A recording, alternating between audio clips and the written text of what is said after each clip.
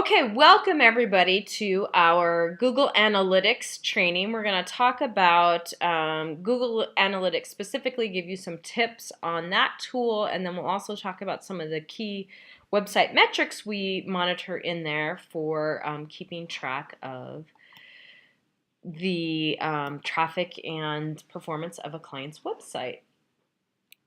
All right, perfect. So I've got, this is our 910 West Google Analytics account showed up, pulled up. I didn't show the entire screen where you select. That would be something we can do offline, but for video purposes, we didn't want to be showing all our clients' analytics data out there. So this is just our data that we can take a look at. So when you click to view somebody's data, the first place it puts you in the reporting area is this audience overview page. And this is at a glance. By default, it's the last 30 days. So you see here it's showing us from September 5th till October 5th. You can adjust these dates and do any sort of custom dates. I really like a 30-day window because it gives us a pretty good snapshot of what's happened. I find if you try to go longer time periods, let's say 6 months, and look at the data, the numbers are just so large it's hard to really see. And then if you go smaller bi-weekly, unless it's a really high traffic site, you're just seeing, again, you see really small numbers, and so it's kind of hard to gauge. So for us, for most of our clients, for the kind of traffic they get, we usually look at about a 30-day or month-long window, and then we like to compare month to month, and then we can also do comparisons, this month to the same month last year. But for most of our clients, a 30-day really gives us the most meaningful look at data, just because they're not really high traffic sites, and so we don't need to break it down to a smaller segment. So what we're seeing here, this first little graph, is showing over the last 30 days, basically each day, how many people visited the site. So you can see it's an average of our visits, and some days we have peaks and some days we have valleys, and that's very typical. What this can be helpful for is if we're doing some kind of an outside campaign, say we're doing a direct mail piece or we're doing a press release, and we want to confirm, or like an article in a magazine that goes out on a specific day, and we want to confirm that we got a result from that, we would look at this and we could see if there was a corresponding spike within a day or two of when that piece was released, and that helps us to see that. So it's a great way for our clients that are working with PR folks and doing press releases and articles or interviews and that sort of thing, that we can see that did actually work to drive people to the website. So that's really what this graph helps us most with, other than just getting a sense of kind of what our average everyday traffic looks like and where that goes. We do see abnormally high peaks that can also prompt us to ask the question, what was that? What was going on that day, why we were particularly high, and hopefully be able to replicate and duplicate that for further success. The numbers we're really looking at here on this page is the total number of visits, and really that doesn't mean much other than just to give us a baseline. We always want to see that number increasing over time.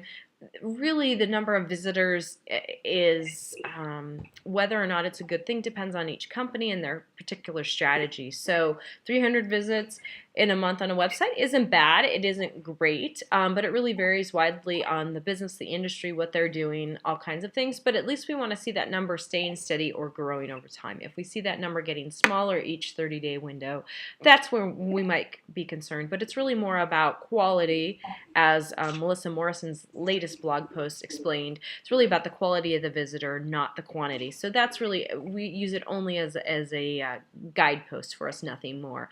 What we really look at here is the middle numbers here in this next row. So the pages per session, the average session duration, and the bounce rate, and they all tie very closely together in telling us excuse me, how engaged a visitor is on the website. So the pages per session, what that tells us is on average how many pages a visitor visits in the website before moving on and going on to something new. So you can see on our websites it's 2.17, a little over 2 pages. That's okay, not great. When we see that going into 3 and 4 page per visit session, that means people are really diving deep. They're consuming a lot of information. That means we've got really strong content on there. It's going to really, again, depend on the website strategy. We may not have a lot of deep the information. It may be a more brochure style site, in which case you may see a smaller number like 2, meaning they read about a little bit about the company and then go to the contact page or something like that. So it's only when we start to see that number at 1 or lower that we get concerned, because what that really means then is they're looking at one page, they're really not liking what they see, and they're leaving, which does actually then also directly affects the bounce rate, and that's a percentage of the visitors who come, look at one thing, and then very quickly leave. And this number is a scale of 1 to 100%. The lower the better. So 100% bounce rate would be very bad. That would mean that 100% of people visiting your site really don't like what they're seeing. They're leaving immediately. We like to see this number right around somewhere between 40 and 70%, again, depending on the client and their strategy. So a 66% bounce rate isn't too bad, and that's supported, as we said, by the 2 page per session visiting. So people are coming, they're liking what they're seeing, they're clicking to another page. So that's what those two numbers tell us together. And then the third number, that average session duration, is telling us how long you're staying on the site. So even if we had a low pages per session, but we had a long session duration, so say you have a site with a lot of video, you may see that, or very complex graphics where they're spending a lot of time looking at it, but maybe not going to subsequent pages.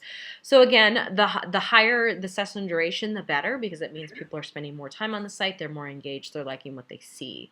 Average session duration of 152 is not bad. Again, could be a little bit better, but not horrible either. And as we know, we're working on new content for our website to actually address some of these concerns. So that's what these numbers can tell us. Looking at this, is what we have here is okay, but it's still not as engaging as we'd like it to be. So let's work on that, and then you would track that over time to see. So those three numbers again really tell us, like, engagement, is the content working, are people diving deep, gives us a really good sense for the strength of just the general content and the messaging on the website. The next data that we look at is under our acquisition numbers. So after getting a sense of just kind of what's the overview of traffic to the site and how long they're spending, we want to dive into really where those traffic sources are coming from. So how are people finding us? And this is looking less at content like we discussed before, and really the engagement, and do we have good quality content, and looking a little bit more at the technical SEO side of things, in terms of, are the keywords we're targeting working, which of our articles are drawing in the most, where are our outside sources with our social media serving us well. So you'll see here we've got, again, an overview of our visitor acquisition, and it breaks our traffic into some basic channels. This mix will change a little bit depending on the site and what it's tracking. So organic search, that is people typing something into a search window and finding your website. It can be your company name, and we'll pull that up in a second. As you can see, the keywords it shows us, as well as could also be keywords that you're targeting related to your business.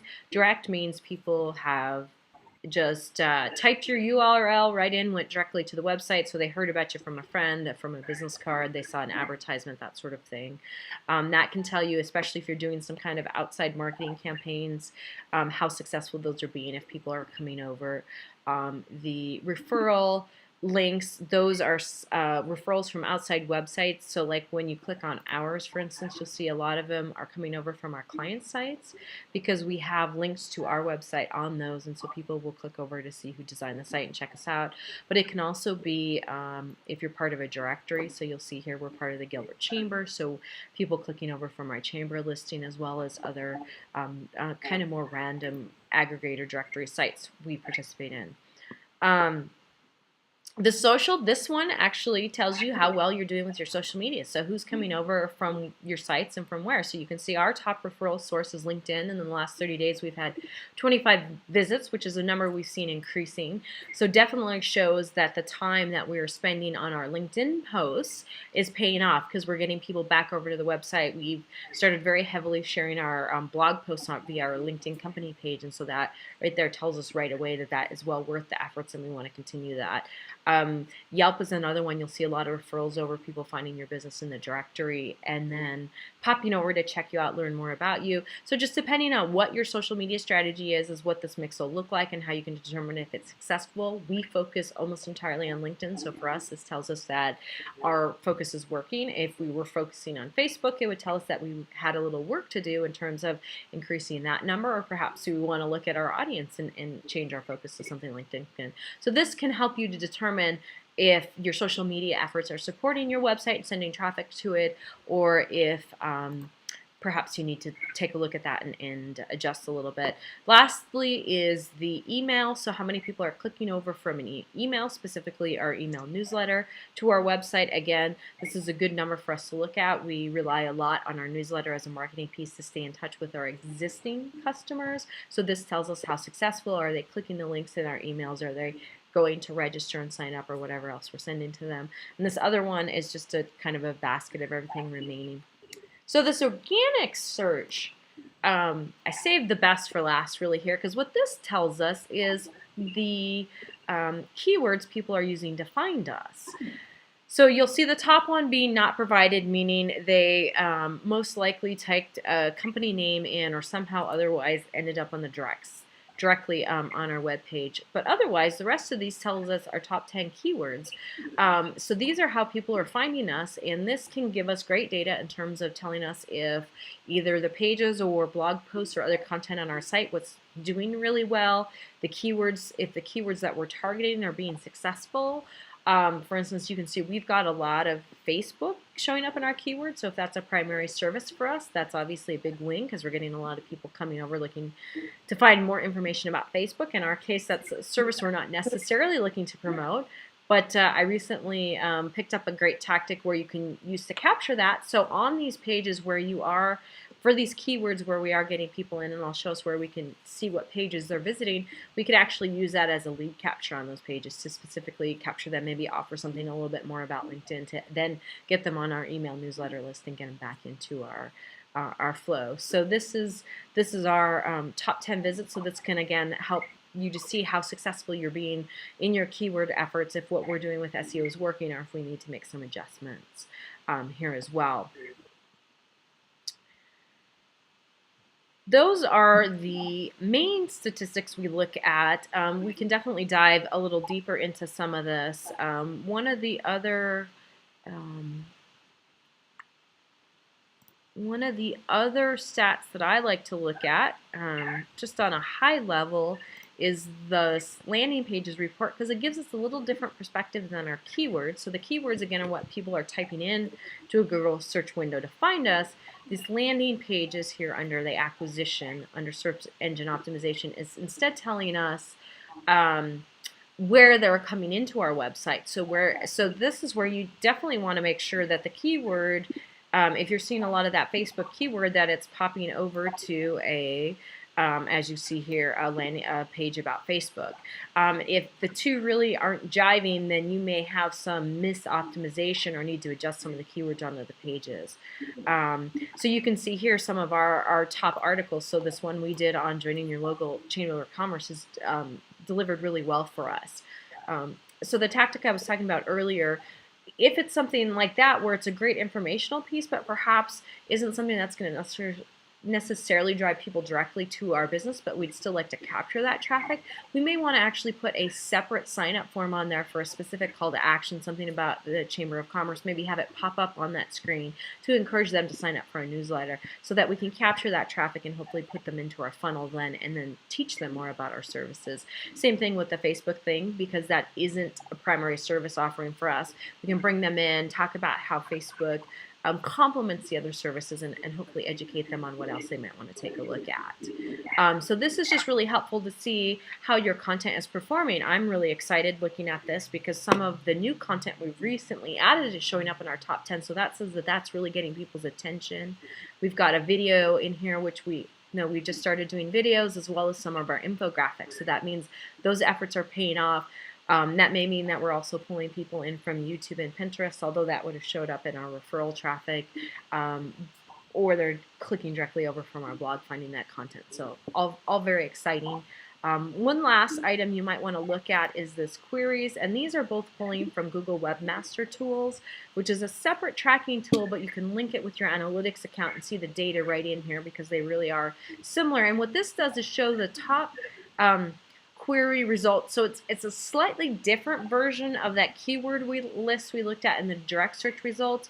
And I don't know why, but Webmaster Tools always has a slightly different set of keywords of how people are finding you. But what this tells us is, based on this particular keyword, how many impressions we've had in the last 30 days and our average position, which is really important in our click-through rate.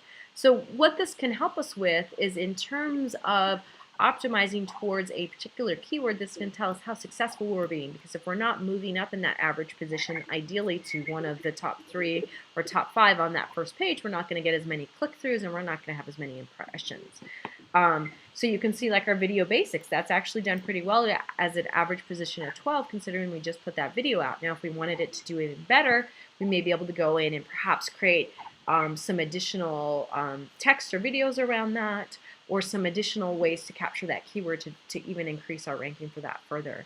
But so that's where this data really comes into handy, but also just to kind of compare from a different source what it sees as some of our primary keywords versus what we're looking at in our channels here under the organic search channels. So that's really high level at a glance.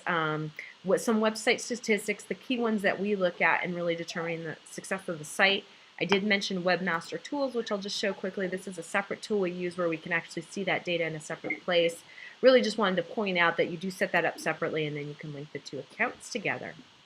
So that is a quick, really 30,000-foot view of Google Analytics and looking at your website data. Do we have any questions?